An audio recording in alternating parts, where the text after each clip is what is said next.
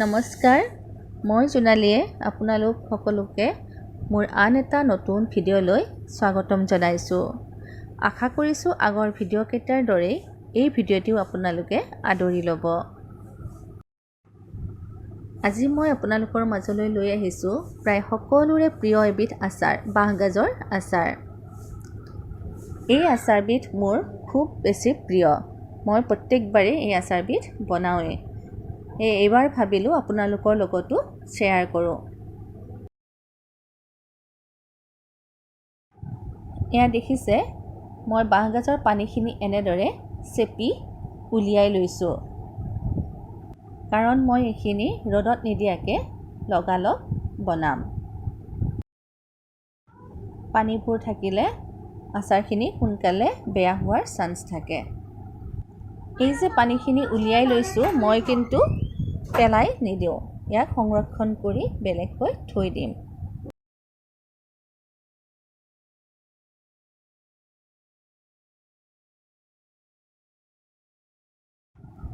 আচাৰৰ কাৰণে লৈছোঁ নিমখ,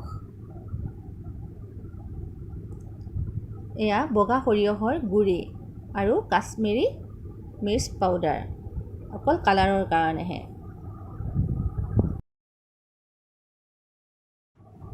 এয়া পকা জলকীয়া কেইটামান, আৰু এয়া হৈছে ভিনেগাৰ।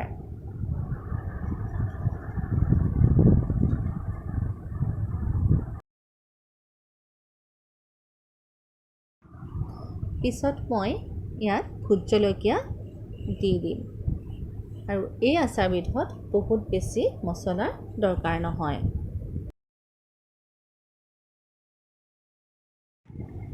এতিয়া চাওঁচোন আহক, মই কেনেদৰে এই আচাৰখিনি বনাইছোঁ।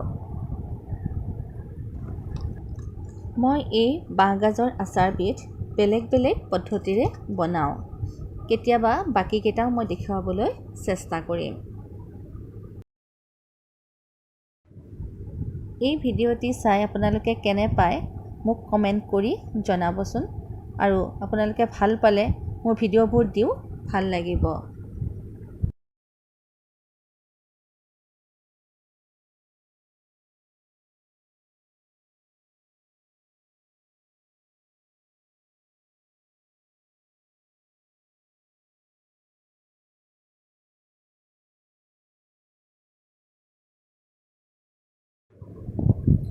যিসকলে মোৰ ভিডিঅ'বোৰ চাই মোক উৎসাহিত কৰিছে, তেওঁলোক সকলোকে মোৰ আন্তৰিক ধন্যবাদ জনাইছোঁ। যিসকলে মোৰ চেনেলটো ছাবস্ক্ৰাইব কৰিছে, তেওঁলোকৰ ওচৰত মই কৃতজ্ঞ, আৰু যিসকলে কৰা নাই তেওঁলোকেও কৰিব বুলি মই আশা ৰাখিছোঁ।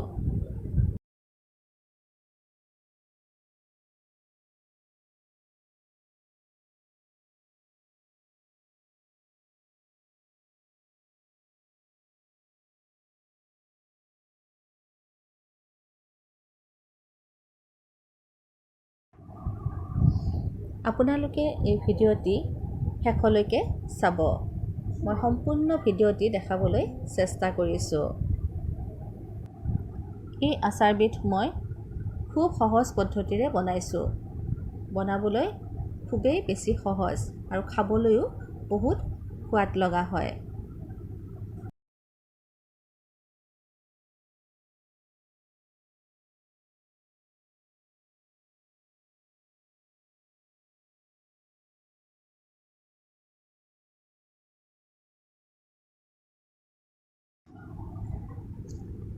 গোটেইখিনি বস্তু দিয়া হৈ যোৱাৰ পিছত এতিয়া খুব ভালদৰে এইখিনি মিক্স কৰিব লাগিব, যাতে বাঁহগাজৰ ভিতৰত গোটেই বস্তুখিনি সোমাই পৰে।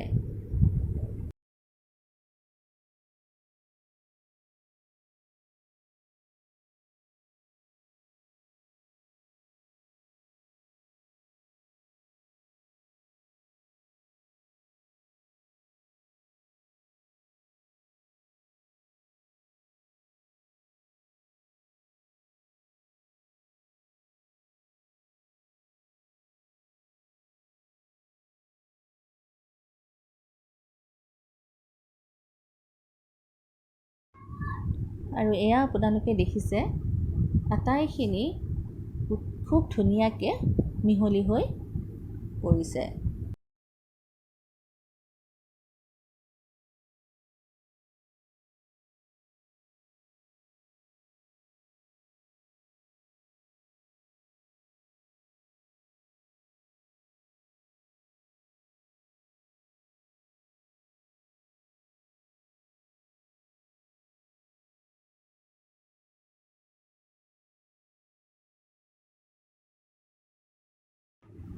আচাৰখিনি ঠাণ্ডা হোৱালৈকে মই এনেদৰে ঢাকি থৈ দিম। আচাৰখিনি ঠাণ্ডা হোৱাত মই এনেদৰে বাউলত উলিয়াই ৰ'দত দিছোঁ।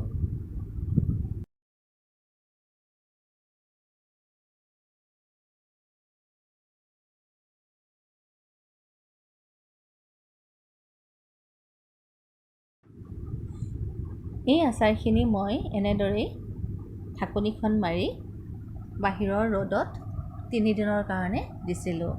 আৰু এয়া আপোনালোকে এতিয়া দেখিছে লাহে লাহে তেলবোৰ বিৰিঙি উঠিছে।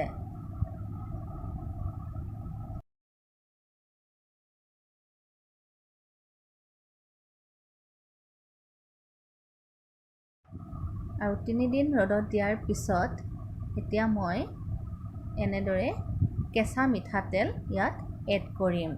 কেঁচা মিঠাতেলটো দিলে খুব ধুনীয়া এটা গোন্ধ ওলায় আৰু খাবলৈও খুব সোৱাদ লগা হয়।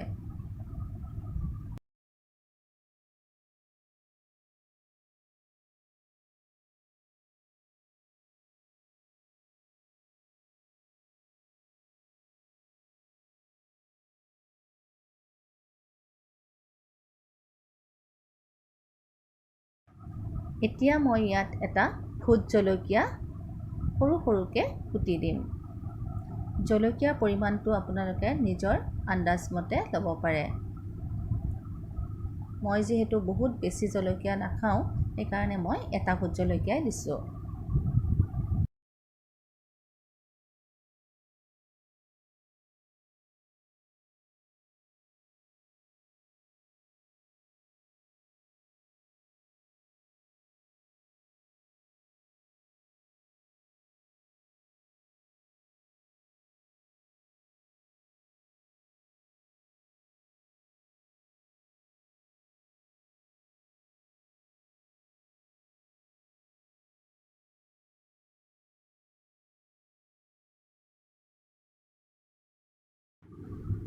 এতিয়া মই আকৌ 2 দিনৰ কাৰণে এইখিনি ৰ'দত দিম।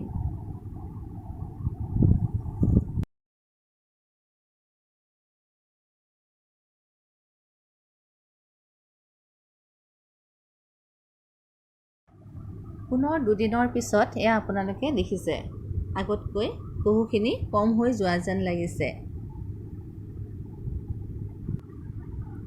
কাৰণ বাঁহগাজখিনি ৰ'দত দিয়াৰ পিছত খুব ভালদৰে মজি গৈছে।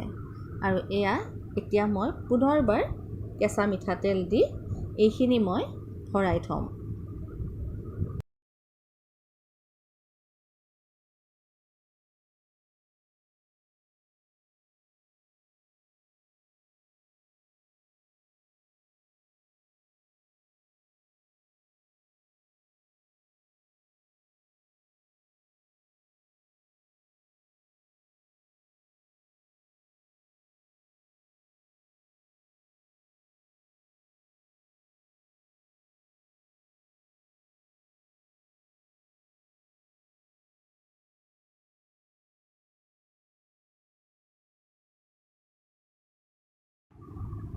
মোৰ আচাৰ দেখি আমাৰ ল'ৰাৰ খুব হাঁহি উঠিছে।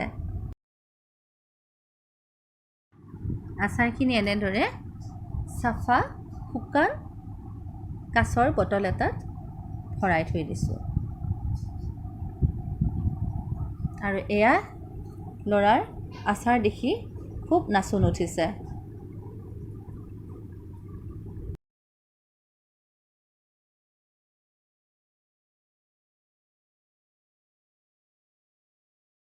ভিডিঅ'টি চাই যদি আপোনালোকে ভাল পাইছে তেনেহ'লে লাইক, শ্বেয়াৰ এণ্ড ছাবস্ক্ৰাইব কৰি দিব বুলি মই আশা ৰাখিলোঁ। ধন্যবাদ। পুনৰ লগ পোৱাৰ প্ৰতিশ্ৰুতিৰে।